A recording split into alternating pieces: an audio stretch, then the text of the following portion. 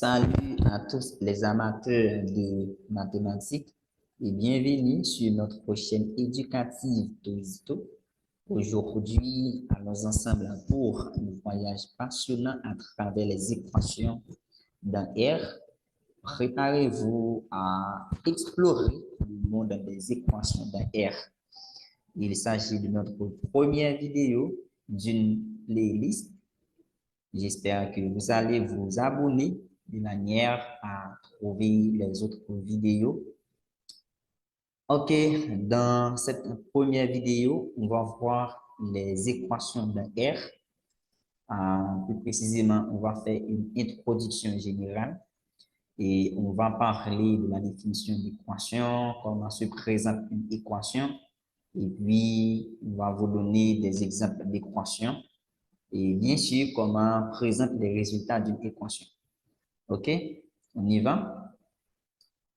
Introduction générale. Dans l'introduction générale des équations, c'est que les équations jouent un rôle fondamental dans de nombreux domaines tels que les sciences physiques, l'ingénierie électrique, informatique et algorithmes, économie, biologie, chimie, génie civil, finance. Il y a beaucoup d'autres et lors de mes parcours et au niveau secondaire, j'ai rencontré des élèves qui ont dit il n'est pas important de comprendre les maths parce que je vais étudier, on va étudier la médecine. On va étudier la médecine, on va étudier quelque chose qui n'a pas de rapport avec les maths. Mais je vais vous dire, surtout les étudiants de médecine, que les modèles mathématiques basés sur des équations différentielles sont utilisés en biologie pour étudier la croissance de population, la propagation de maladies et d'autres phénomènes biologiques. Il y a beaucoup d'autres choses où l'on va trouver équations. C'est-à-dire c'est très important. Non seulement pour ces disciplines-là, mais beaucoup d'autres. On ne va pas rester là-dessus. Seulement, j'ai pris ces exemples qui illustrent comment les équations et les inéquations aussi sont des outils polyvalents qui transcendent les frontières des disciplines, contribuant ici de manière significative à la modélisation, à la prédiction et à l'optimisation dans divers domaines scientifiques et technologiques. On va passer là-dessus. C'est quoi une équation? Une équation est une expression mathématique qui établit une égalité entre deux expressions. Plus précisément, lorsque je parle d'expression mathématique, et 11x moins 7 est une expression mathématique. On dit membre ou bien expression mathématique. Et il s'agit du deuxième membre ou bien de la deuxième expression mathématique. OK?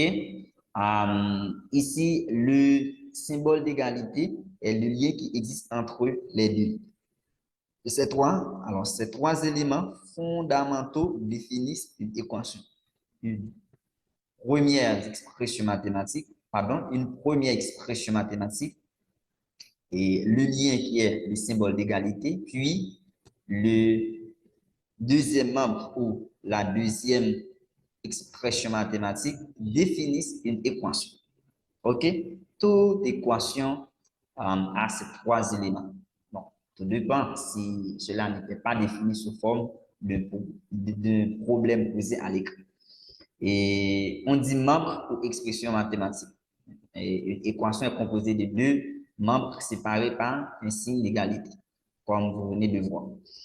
Maintenant, vocabulaire important à connaître aussi, inconnu, c'est une lettre qui désigne un nombre qu'on ne connaît pas. Par exemple, X. Mais il se peut qu'on trouve Y, Z, quelque chose d'autre.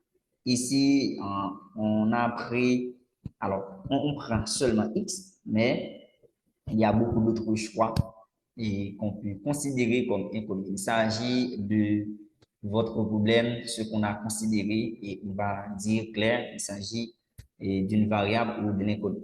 Et ici, dans notre première équation, bien, exemple, et dans notre premier exemple, vous pouvez remarquer, on a mis 11x moins 7.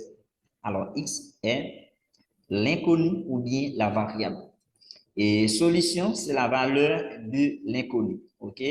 Une fois trouvé la valeur de notre inconnu, on dit qu'on trouve la solution. Même s'il est vraiment important de présenter le résultat sous une forme quelconque, mais on va voir ça. Et on va parler aussi quand est-ce qu'on peut trouver une valeur ou des valeurs. Parce que là, je mets résoudre une équation consiste à trouver la valeur ou les valeurs de la variable qui rendent l'équation vraie. Vous pouvez voir la valeur et les valeurs. C'est-à-dire, il y a des équations pour lesquelles on va trouver une seule valeur comme solution et pour tant d'autres, des valeurs. OK? On va voir et ça dans les suites. Comment peut-on reconnaître une équation? On vient de le voir d'une manière générale par le symbole d'égalité entre deux membres. Et en deuxième possibilité, c'est dans un problème posé à l'écrit ou autre. Et bien sûr, il est vraiment important de faire une bonne interprétation du problème afin de représenter ça de manière mathématique. Si vous ne comprenez pas le français, autrement dit, le problème, plus précisément, si vous ne pouvez pas faire une interprétation, vous allez avoir des difficultés à représenter ça sous forme de symboles mathématiques. Quelques exemples d'équations. Si on prend ax plus b égale à 0, il s'agit d'une équation. Si on prend ax carré plus bx plus c égale à 0, il s'agit d'une autre équation. Par rapport au degré ici, on peut dire qu'il s'agit d'une équation du premier degré, parce que ici, le degré c'est 1, OK? Alors, le plus grand, mais le plus haut degré ici c'est 1, tandis que ici, le plus grand, le plus haut degré est 2. Ou bien, le plus haut degré nous indique le nombre de résultats possibles. Autrement dit, le nombre de solutions. Une équation du second degré a 2 solutions. Une équation du troisième degré a 3 solutions. Une équation à 4 degrés a 4 solutions, etc. Maintenant, lorsqu'on parle d'équation du premier degré, cela signifie qu'on va trouver une seule solution comme résultat. Je reprends, lorsqu'on parle d'équation du premier degré, on va trouver une seule solution comme résultat. Maintenant, ici, il s'agit d'un système d'équation. Il est vrai, je n'ai pas défini les valeurs et les paramètres, plus précisément A, B, C et D. Je laisse ça comme ça, mais il s'agit d'un système d'équation à deux inconnus. OK? X, Y, X, Y. OK?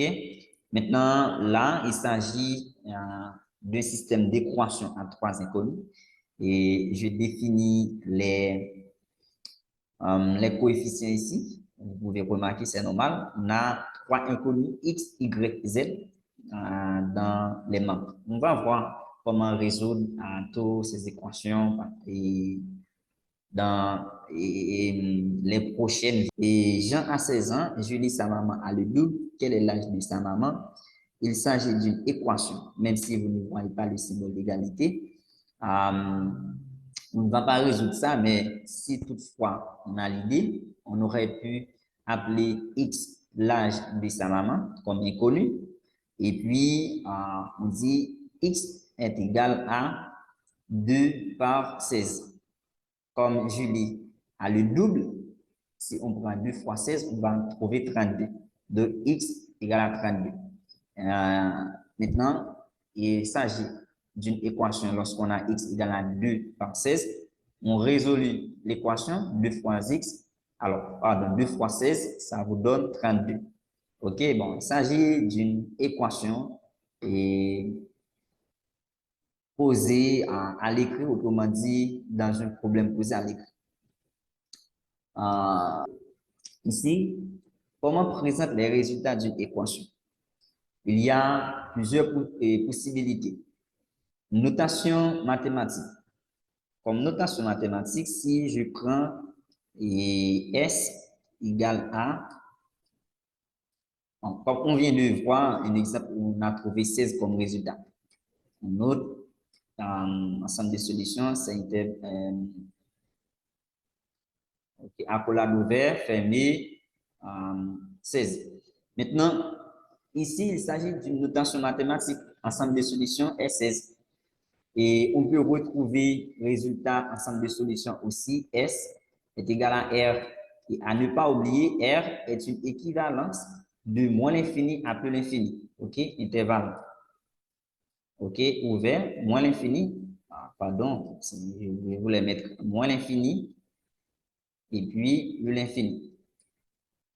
Donc, moins l'infini plus l'infini, en sortant de moins l'infini à plus l'infini, il s'agit d'un intervalle, de représenter ça. Et il y a des possibilités, on va voir, il y a des possibilités où l'on va avoir R comme ensemble de solutions.